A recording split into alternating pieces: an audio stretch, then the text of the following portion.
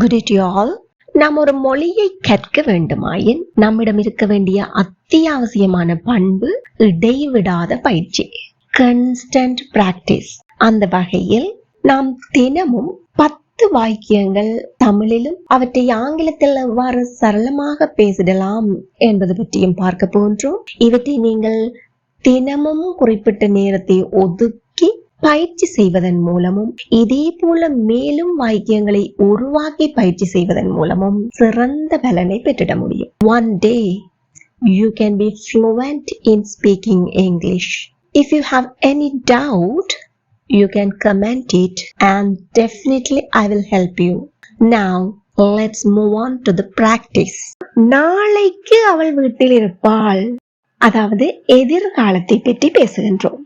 இங்கு வருகின்ற இந்த இருப்பாள், இருப்பான், இருப்பார்கள், இருப்பீர்கள், இருப்போம், இருப்பேன், இது போன்ற எல்லாவற்றிற்கும் நாம் பயன்படுத்துவது will be. என்ன பயன்படுத்துவோம்? Very good. Will be. Will be என்பதற்கு பின்னால நாங்கள் என்னவாக அல்லது எங்கே போன்ற சொற்களை பயன்படுத்தலாம். அப்போ நாளைக்கு அவள் வீட்டில் இருப்பாள். She will be at home tomorrow. She will be at home tomorrow. நாளைக்கு அவன் ஃப்ரீயா இருப்பான். வேலை ஒன்றும் இருக்காது, பிஸியா இருக்க மாட்டார், ஃப்ரீயா இருப்பார். He will be free tomorrow. He will be free tomorrow. அவர்கள் மதிய உணவுக்கு வீட்டுக்கு வருவார்கள். இதுவும் இனி நடைபெற போகின்ற செயலைத்தான் சொல்கின்றோம். இங்கு they will come home. They will come home for lunch அப்படின்னு சொல்வோம். அதாவது இந்த will என்பதற்கு பின்னாடி நாம் we1 form வினை சொல்லை பயன்படுத்தி எதிர்காலத்தில் நடைபெற இருக்கின்ற விடயங்களை பற்றி பேசிக்கொள்ளலாம். They will come home for lunch.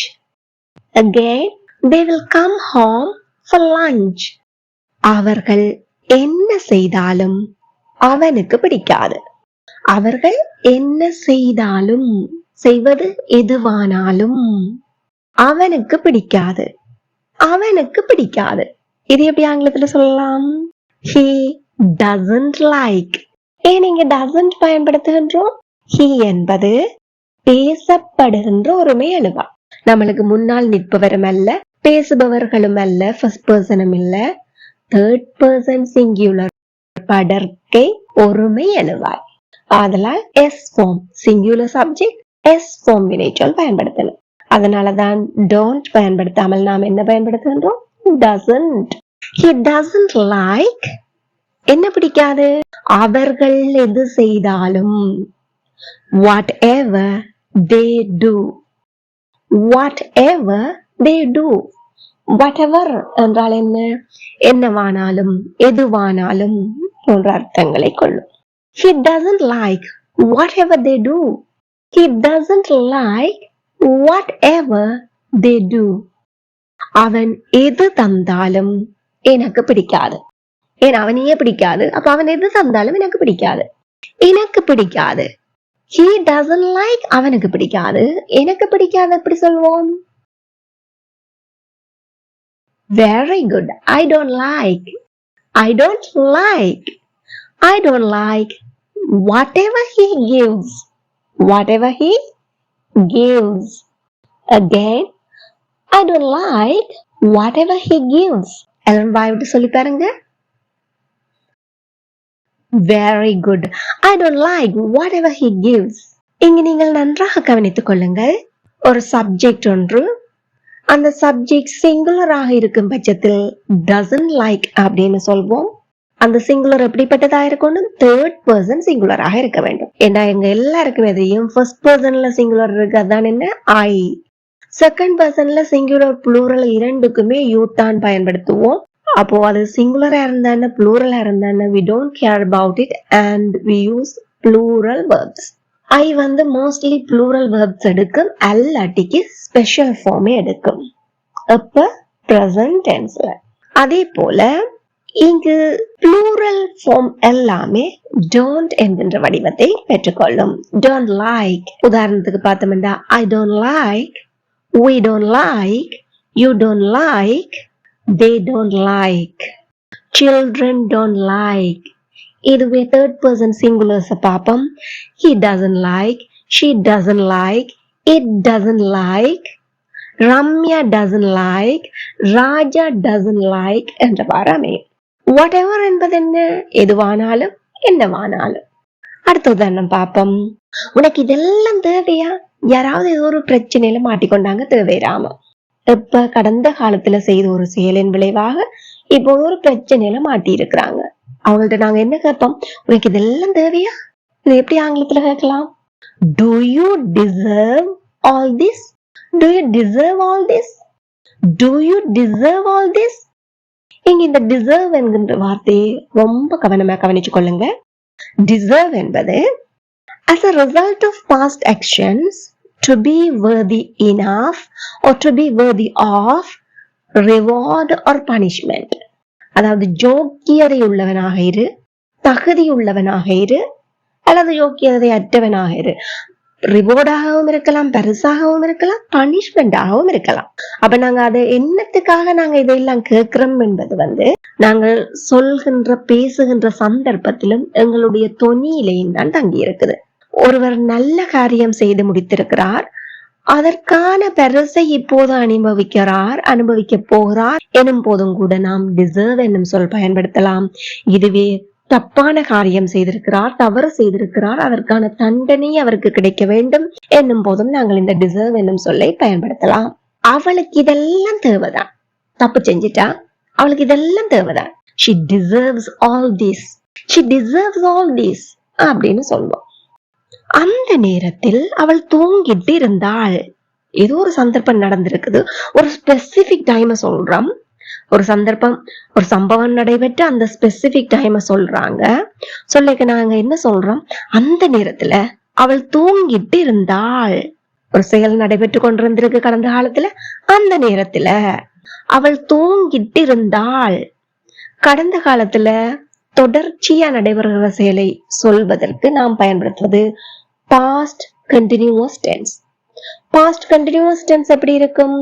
subject plus was a were, was வரலாம் அல்லது were வரலாம். அதனுடைய பிரதான வினைச்சொல் ing ஃபார்ம்ல இருக்க வேண்டும். was என்பது all singular subject. அது first person இருக்கலாம், second person இருக்கலாம், third person இருக்கலாம். இங்க was என்பது singular subjectsக்கும், were என்பது plural subjectsக்கும் பயன்படுத்தப்படும். அவள் தூங்கிட்டு இருந்தாள். She was sleeping. She was sleeping அப்ப when? At that moment. அந்த நேரத்தில். She was sleeping at that moment. Again, she was sleeping at that moment. அந்த நேரத்தில் என்ன செய்து கொண்டிருந்தீர்கள்? நீங்க என்ன செய்துட்டு இருந்தீங்க? என்ன செய்து கொண்டிருந்தீர்கள்? இது ஒரு WH question. அப்ப WH word தான் முதலாக சொல்லணும். What? அடுத்து என்ன வரணும்? Helping verb. எங்களுக்கு முன்னால் உள்ளவரிடம் கேட்கின்றோம். நீங்க were. What were you doing? What were you doing? அந்த நேரத்தில், at that moment. What were you doing at that moment? அப்ப at that moment என்றது கடந்த காலத்தோட பயன்படுத்துகின்றோம். இதுவே at this moment. At this moment அப்படின்னா என்ன? இந்த நேரத்தில். இது நாங்க சில கட்டளைகளுக்கு பயன்படுத்தலாம் அல்லது present continuous tense ஓட பயன்படுத்தலாம். இந்த நேரத்துல கத்த வேண்டாம், இந்த நேரத்துல கத்த வேண்டாம். ஏன் இது ஒரு கத்துவதற்கு, உரத்த சத்தமிடுவதற்கு பொருத்தமற்ற நேரம். Don't shout. Don't shout at this moment. Don't shout at this moment. Again, don't shout at this moment. இப்போ நீங்க செய்ய வேண்டியது என்ன? Will be plus என்னவாக, எங்கே, எப்படி என்பவற்றையோ அல்லது will plus be1 form எனும் வடிவத்தையோ அதே போல don't like, doesn't like என்பவற்றை பயன்படுத்தியோ அல்லது deserve எனும் சொல்லை பயன்படுத்தியோ at that moment, at this moment என்பவற்றை பயன்படுத்தியோ நடைமுறை வாழ்க்கையில் பயன்படுத்தக்கூடிய சந்தர்ப்பங்களை யோசித்து உங்களால் முடிந்த அளவு வாக்கியங்களை உருவாக்கி பாருங்கள், எழுதி பாருங்கள், மறக்காம கமெண்ட் பண்ணுங்க. It will be helpful for other viewers and if you have any mistakes, I will correct it for you. இந்த வீடியோ பிடிச்சிருந்தா மறக்காம ஒரு லைக் பண்ணுங்க. அப்போ நிறைய பேருக்கு இந்த வீடியோ ஷேர் ஆகும்.